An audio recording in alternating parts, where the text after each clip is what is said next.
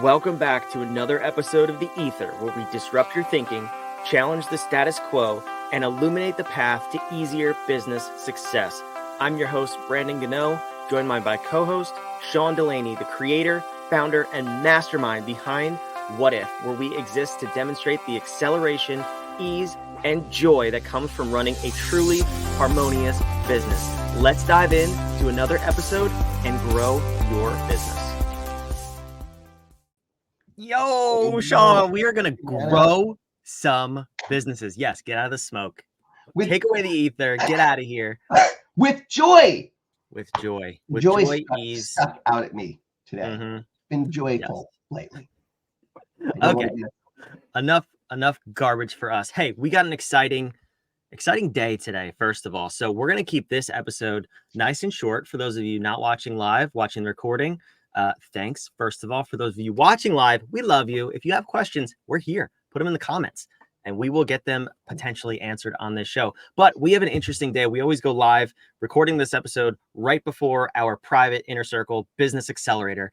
And we have an exciting room lined up today. So we're going to keep this one real tight because we got a guest coming on. We got to do a little pre-chit chat, get some things lined up.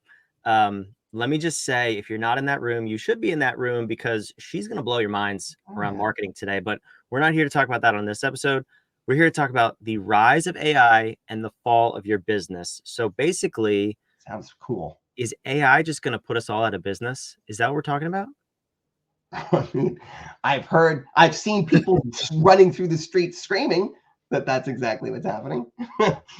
Are you still setting us up riffing and jamming on this, or are you asking me a question?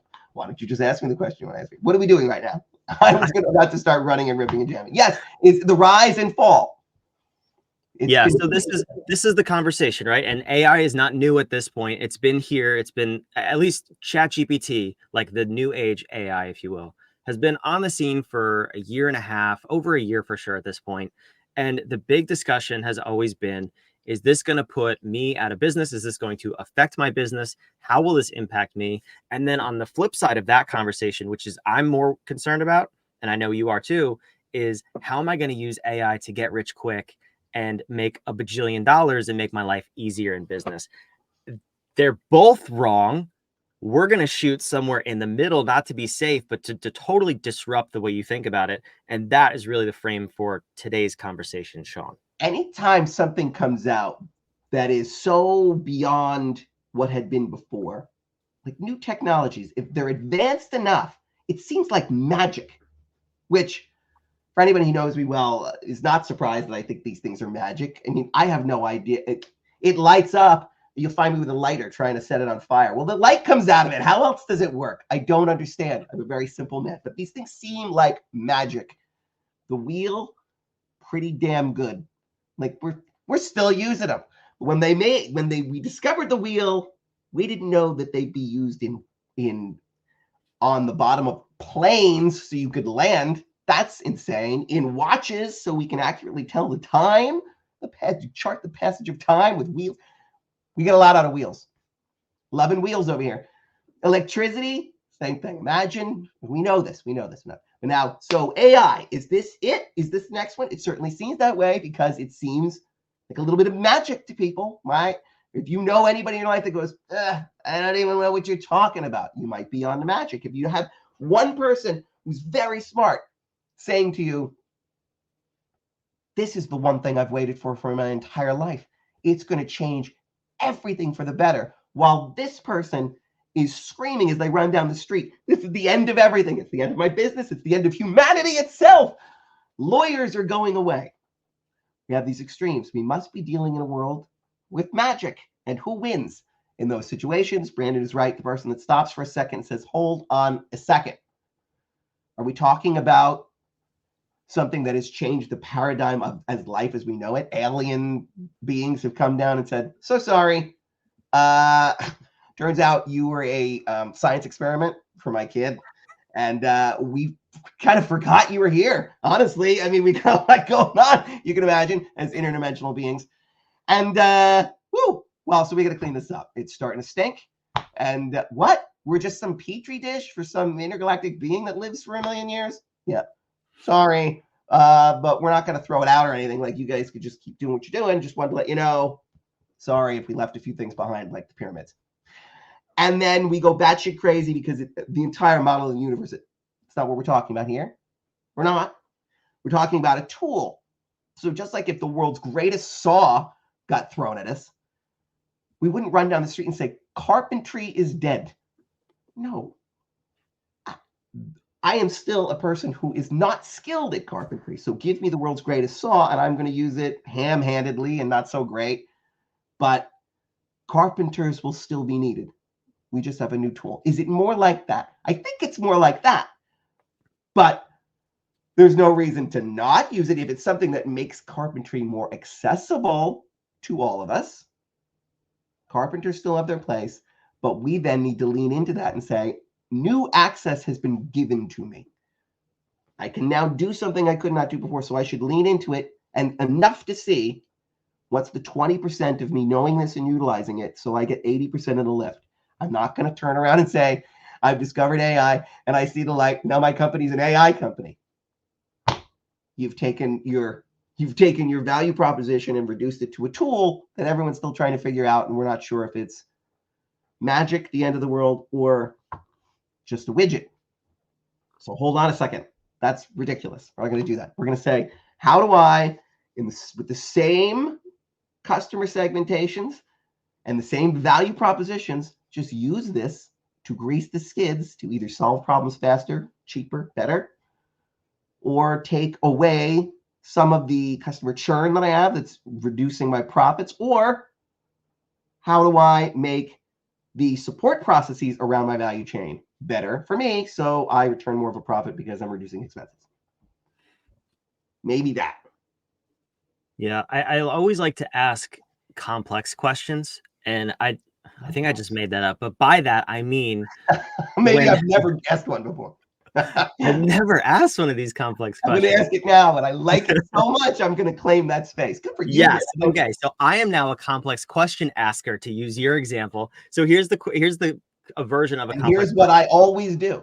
This is what I always do. It's a two-part question that's very, very hard to answer, and it makes you think and stretch outside of your current means. So in the realm of AI, an example would be a very bad example, but a generic one would be, how can I 2x my profit and work half as much? That would be a complex question, because some would say, how can I grow my company? How can I 2x my profit? And there would be very easy paths to get there. And some people would argue. You could also ask the separate question, how can I work half as much? And you could have two totally different sets of activities to get there, or strategies. But I think asking the complex questions, the one that I always ask, those ones, Going forward, always doing it. You ask I'm an a asker of complex complex questions. I always do that. yes. Now, You ask a complex question, and it forces you to not ignore all of those other options, but to really pick out the best in each one, and then find a way to combine them and move forward and get a whole new set of answers, strategies, tactics, whatever that may be. So the thing with AI is, there's a million different roads we could go on this. There are whole podcasts on AI. There's companies dedicated to AI now. It's a big space, and we can't dissect all of this in 20 minutes. But my point here is, and I want to start with a story. So we have a client in the inner circle. I won't name names, but she was approached by an AI company to implement AI in her business to generate social media posts and to help grow her business with the idea of recruiting employees. So we're on one of our one-on-one coaching calls, and she's telling me this whole thing, and it's this cool program, and it's all this money, and she did it. She said yes and invested in it. And I started with questions because, hey, look over my shoulder, right? If you're watching, question marks, that's what we do here. We ask questions. That's how you get the answers.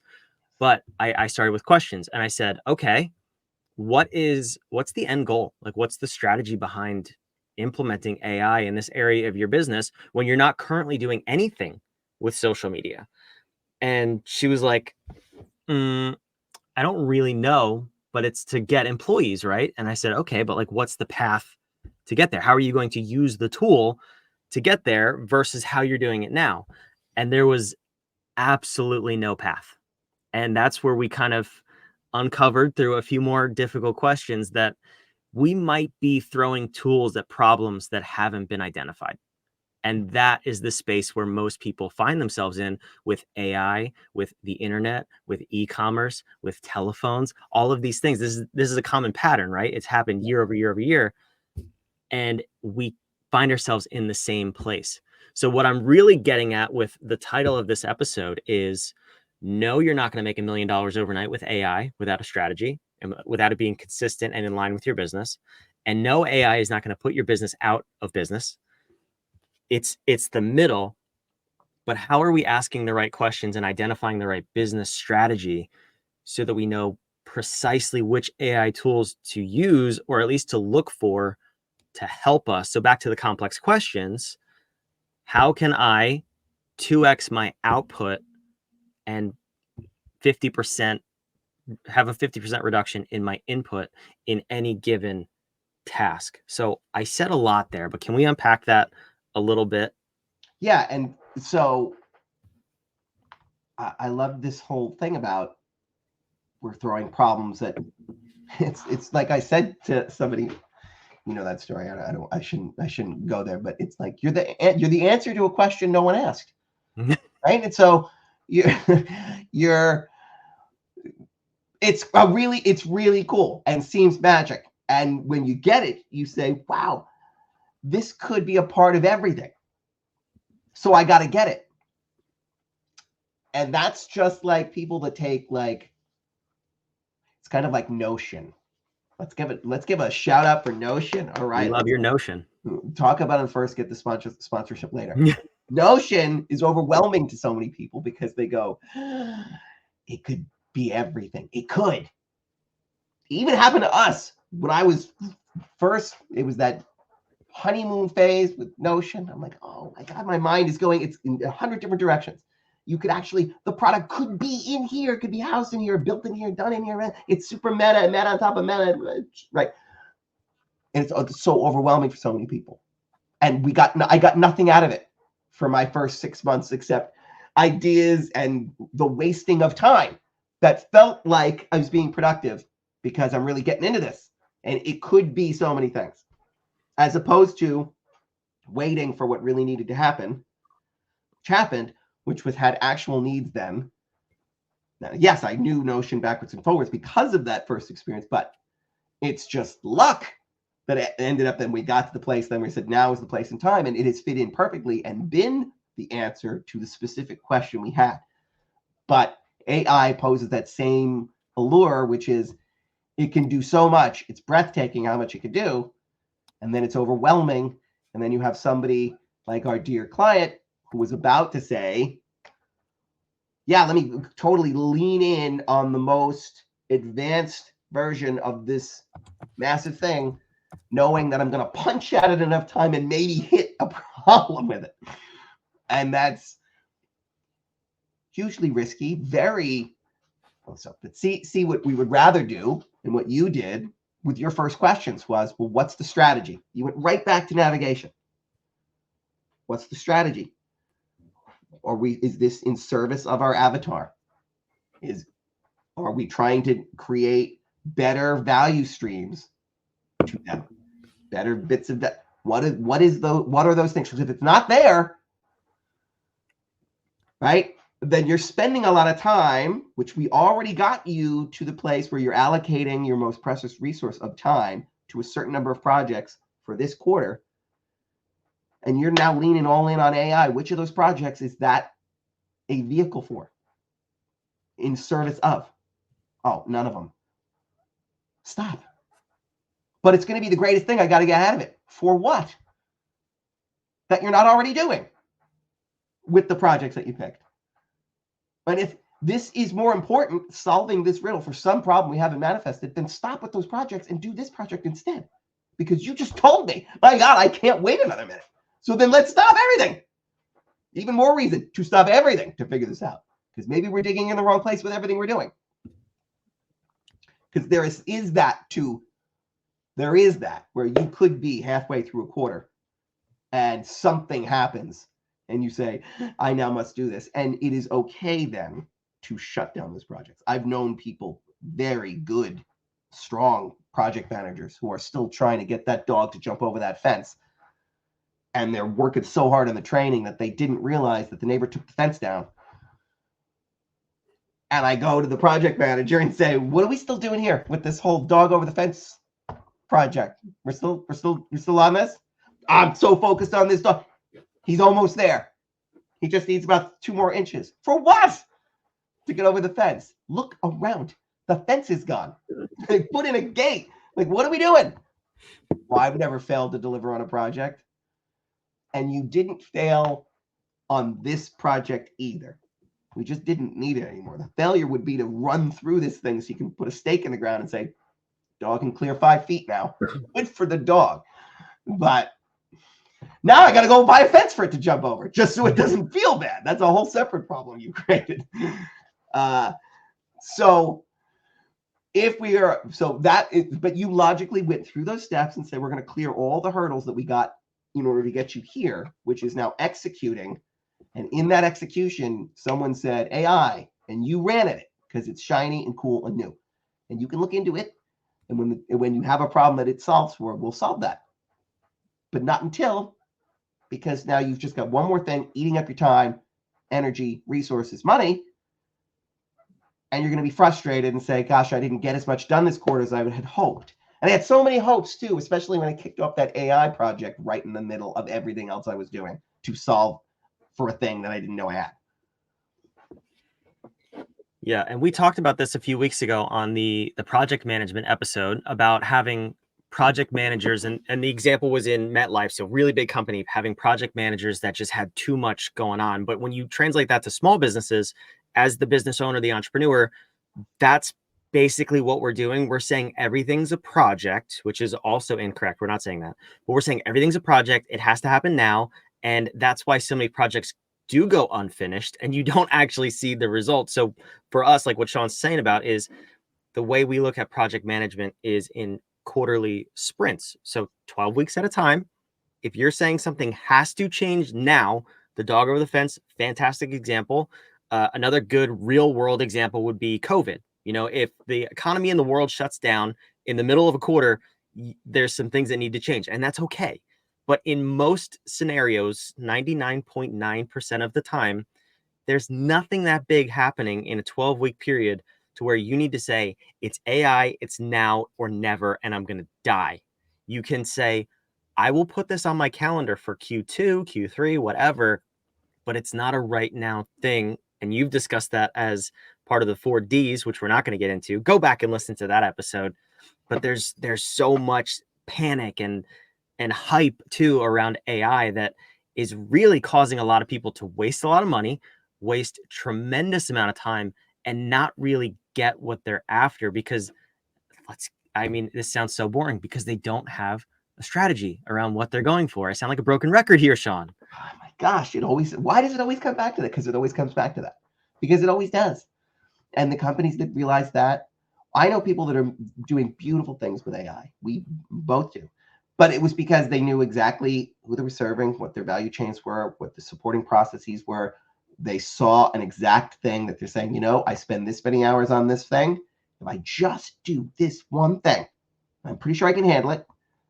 I hired that one expert to just do that one thing. I will save 20% off my production time. And that is real money. And here's what it is. And I have the time to do it because I haven't picked all of my projects for the quarter. And I'm going to put me and this other person on it. And we know how much time it's going to take and when our due date is and what it's going to look like. And they go and they run. And now they're using it. And they're like, this is the answer. And then people see that and they go, see, I knew I should have done my AA project. It's all for what? I don't know all the things that are going wrong. Oh, no, the last thing you need is one more big giant thing that is going to seem overwhelming because you haven't yet figured out how to apply it. I bought a saw. Let's stay with the saws. Let's try to democratize this. So I'll give you the example and we'll extrapolate it from there. I bought a saw. It was pretty complex. and all kinds of ways to adjust it and all kinds of things. I couldn't figure out how to use this thing to save my life until I had to do one project with it and had to use it. And then I learned how to use it because I had context for I was trying to solve the problem. How do I cut that at that angle so I can make a French cleat wall? Oh, that's right. So let me figure it out. And then I had to figure out, and now I know how to use it for any project.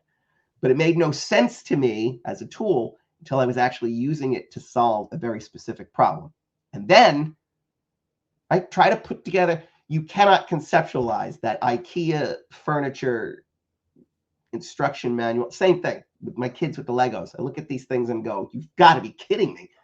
I don't have time to go back and get an engineering degree. But once I see the box and I know, oh, we're making a car for your little such and such visual. Yeah. Now I get it. Give me the wheels. I got it. At least now the instructions on the manual, the thing that I have makes more sense because it's trying to solve for a specific thing. So any complex tool, of course, those people then who said, for this one specific thing, can I apply it here and do this? Yes, great. And in the microcosm, I'll learn the macrocosm. And I'll probably see now other ways that it can be plugged into my business. But that's because I'm now taking it to solve a specific problem. But if you just pull it in and say, solve everything, you may solve for nothing and just overwhelm yourself and then go, I tried to get my head around that whole AI thing. It didn't work. So I'm just going to go back to clickety-clacking on what I do or pay somebody gobs of money to do something that wasn't as hard as I made it out to be.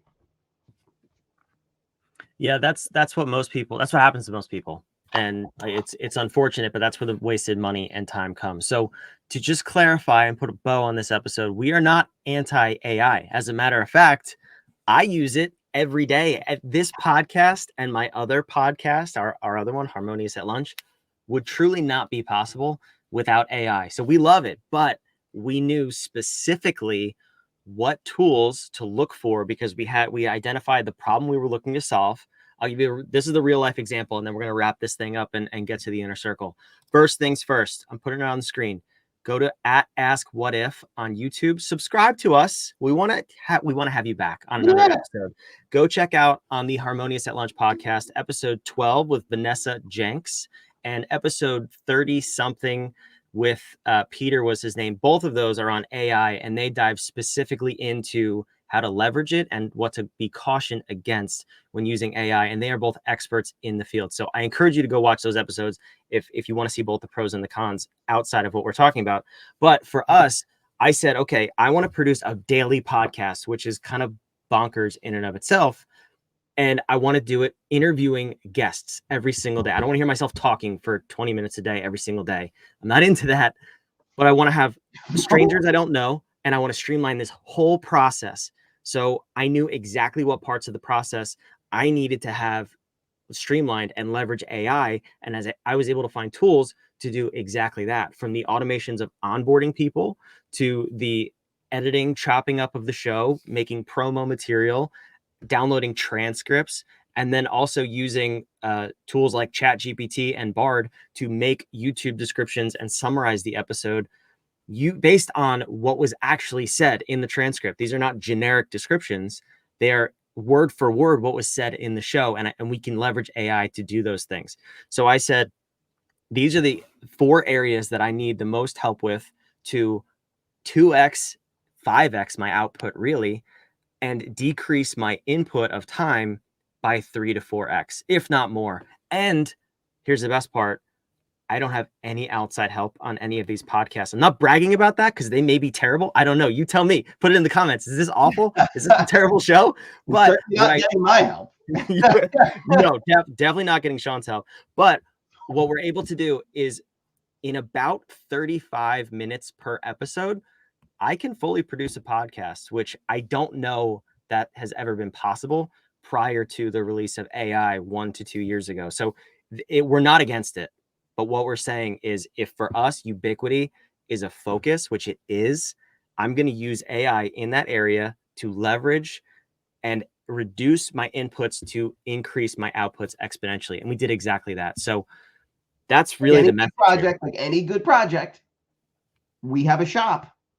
We got a bunch of tools lying around here. We create more of them as we go. Oh, this would be a cool way to help people through strategizing XYZ. Another tool. So we have tools all over the place. Once we created, once we didn't. Any project, then we pull the ones in that we need to apply to it. That's how you do it everywhere else.